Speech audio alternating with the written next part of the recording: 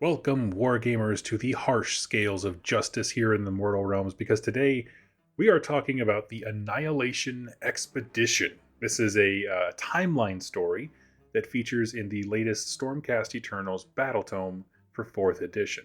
And this is truly a story after my own heart. I know that the Orcs just got released, but the pace is blistering and there's still so much I want to talk about in these previous battletomes. So indulge me while I prevent my burnout by talking about something that I think is a treat. And what a treat it is! Because this story features my personal Stormhost, the Knights Excelsior. And it features prominently in one of these little timeline stories that I will read for you right now. This is the Annihilation Expedition from page 36 on the new Stormcast Battletome. Taking advantage of the upheaval during the era of the Beast, torture cults of Slaanesh spread throughout the strongpoints of the Ghurish heartlands. Lord Commander Vernus Strife of the Knights Excelsior dispatches his 3 most remorseless chambers, collectively known as the Purifying Trinity, to root out this evil. This they do with customary brutality, committing so many massacres of both innocent and heretic that they are censured by High Azyr and forced to mark their armor with a bloody handprint as a symbol of repentance. Now, the Knights Excelsior didn't get their own lore section like where they do like the sub-factions anymore, but this is a story that perfectly summarizes them. And in fact, this makes up a bulk of their lore because they really just have this and like a little bit of text next to their paint scheme. But previously in this Stormcast Eternals series, I've talked about how Stormcasts are really unified around a trait. This is how they get organized into Stormhosts. Birds of a feather flock together kind of a thing. And this could be based on religious piety, leadership qualities, all being heroes from the Age of Myth, and so on. Well, a good place to start when discussing the Knights Excelsior is, what is their unifying trait? And for them, it is their strong sense of justice and unwillingness to compromise.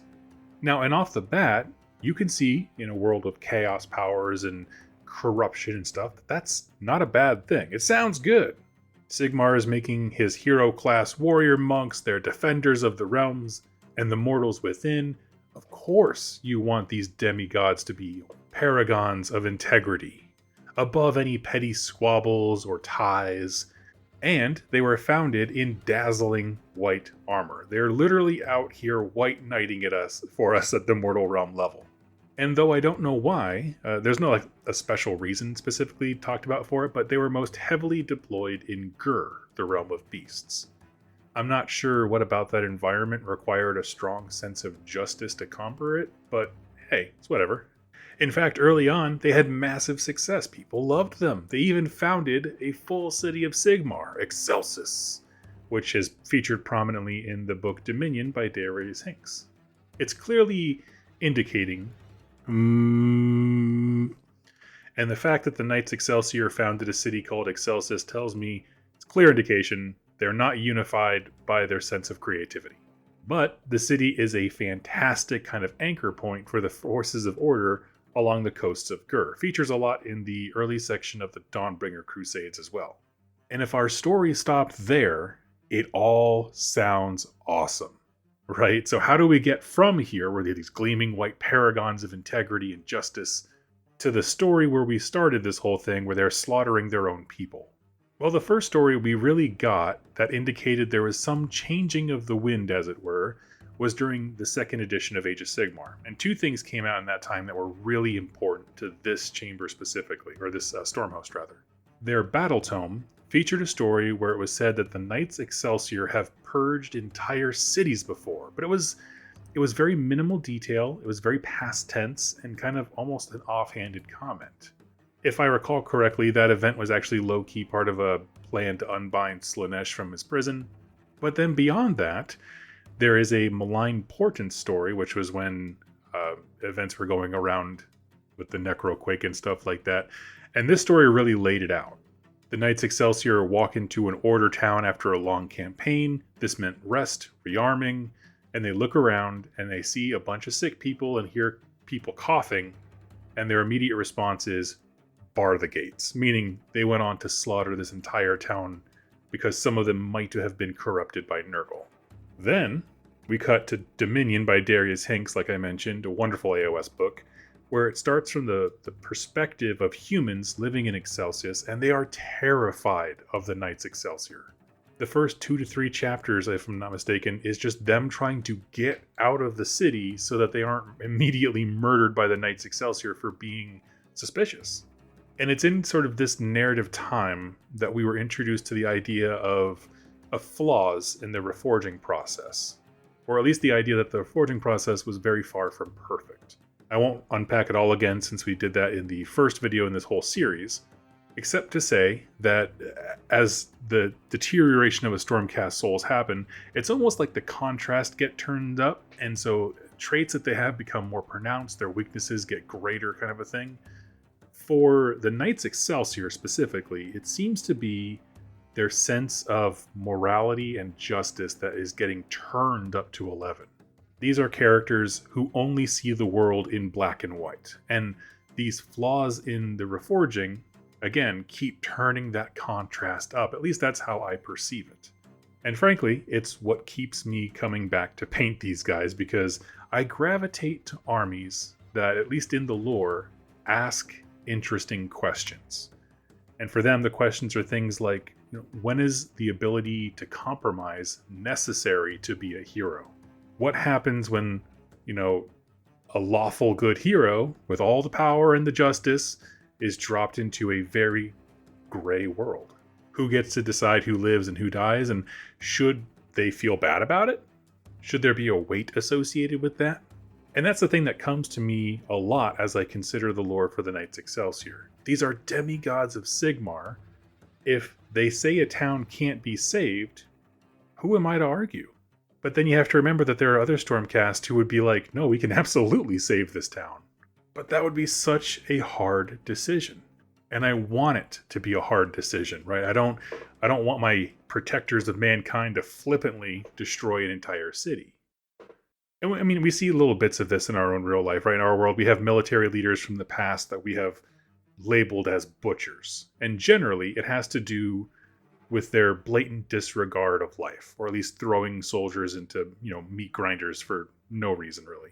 Or seemingly no gain. And we call them butchers because it doesn't seem to bother them that they're doing this, right? We want loss of life and sacrifice to carry weight so that people don't make these decisions lightly, which is sort of a call for compassion, or at least some form of sympathy, which are not traits often held up alongside things like zeal, uncompromising, purity, justice. So like other Stormcast, if they reach the conclusion there's no way to save this town, you don't really argue them because you know inherently they want to save it. They care about the losses and the sacrifice, whereas the Knights Excelsior really don't seem to. That's why they're treated like butchers. Hurting their own does not weigh on a Knight Excelsior. What does weigh on them is any possibility of chaos and corruption that they may have missed. Right? It's the opposite. And to be fair, we get the sense that it didn't start that way necessarily, but slowly evolved into it. It went from, I have to, purify all this chaos so no one gets sick, and then it kind of evolved into purifying being the goal, people being sick being the problem. And this is where I want to bring us back to that story where we started, though. The kind of exacting, methodical purging of chaos is the right tool in a lot of circumstances, but not all of them. We have large swaths of strong points across Ghur, which means every one of those Dawnbringer crusades was its own epic story, and for many of these in this particular area, they've been infiltrated by Slaanesh cults. I believe the response of any other Stormhost would be to station a Stormcast at these strong points, send in heroes like a Relictor, a Veritant, or an Arcanum, someone who has sort of that witch sight or ability to see beyond, into these places, and it might take forever, but you slowly root out the rot. These are full-blown investigations. You're going to set up a new faith and religious movement for Sigmar in these places to get them back on track. The idea being that corruption can be purged and we can get these places back on track to where they should be. But the problem is, these particular cities were in the backyard of their neighbor, which was the Knights Excelsior. 3 chambers are sent out, which is actually a lot considering that most of the time with strike forces like bits and bobs from various chambers, to send 3 entire ones out, it sounds like overkill if you're essentially attacking allies. We get the sense that they've acted in some capacity before because they've earned this moniker, the Purifying Trinity. Again, it might be exactly what you want if you are trying to invade a Nurgle swamp, but not the tool for a delicate investigation. And as they do, they purge it. They are uncompromising, they are just, they roll into town and they start killing, and they do not stop until every trace of corruption is wiped out. Now, that doesn't inherently mean that these towns were killed to a man. Of course, there could still be a few. However, you don't need to kill a city to the man in this setting, right? If you kill enough to where they can't defend themselves, you might as well have just killed them anyway. Just leaving them out there in the wilds of Ghur, just unprotected. So you know what I mean? It can be rendered useless, ineffective, or prey just by over-purging, we'll say. Because these aren't megacities. They're frontier towns and villages. A severe decrease in population can render it just perfectly undefensible. And so, in a sense, this purge, which seems to be spanning, a massive area of the Ghur heartlands, can render useless the sacrifice of all the people who came before it to build it. So there'd be something there at all. And in my thinking, based on the way that we got this insight into the courts of Azyr being real grumbly about the different Dawnbringer Crusades, I feel like this must have been it. This was the line. This is the governing body directly below Sigmar, and it is the first time that I can think of that a Stormcast Eternal unit has been censured officially from Azyr. We've seen some specific characters get, shamed or rebuked or whatever, but this is very official. That said, it is very difficult for me to say that the punishment fits the crimes, right? We did bad, we killed a whole lot of innocent people, and guys, now we have to have a red handprint on our armor. Okay. Okay. My punishment would be make them farm for a couple years, right? With all the men that they killed to make these towns functionally neutered, have them go replace the workforce until the numbers get built back up. That's Doug's opinion, though. But let's end this story like we end all of them by simply asking the question, why is this cool? I adore the themes that the Knights Excelsior touches on, right? Defenders being a source of fear for the people that they're defending. Seeing the world in black and white when everything around you is gray. The necessity of compromise in our heroes, even though that's not a trait that we celebrate. But also, since I got into the game right when AOS launched, we got a chance to see this very slow, de-evolution over time, which was great. As the main theme of this edition has moved back towards, the flaws in the reforging process, I find myself loving this more and more because they're almost this picturesque vision in action. There are so many noble qualities about the Knights Excelsior that any leader would want in their troops. But when you turn it up to a certain level, it gets twisted and goes full circle into you can't discern yourself from the bad guys. And as I stressed earlier in this series, the way that mortals perceive Stormcast in general is often based upon the Stormcast that they interact with on a daily basis, which is not a ton of them, but if you live in the main cities, you would. Okay, well, what about those folks whose city is overguarded by silent white statues who do not talk, they do not debate, they don't ask questions, they just kill. Full Judge Dredd, jury, executioner, whatever, all in one. And that's the best friend you have against all the things outside the wall that are trying to kill you on a daily basis. It's grim. It's grim, and I love it for that exact reason.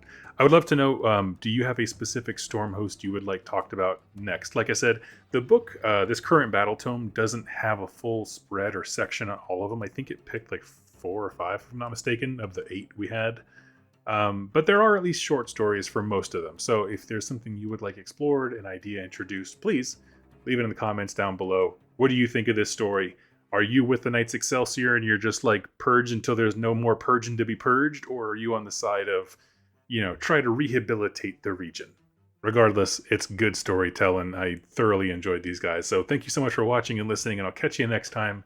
Happy wargaming, friends.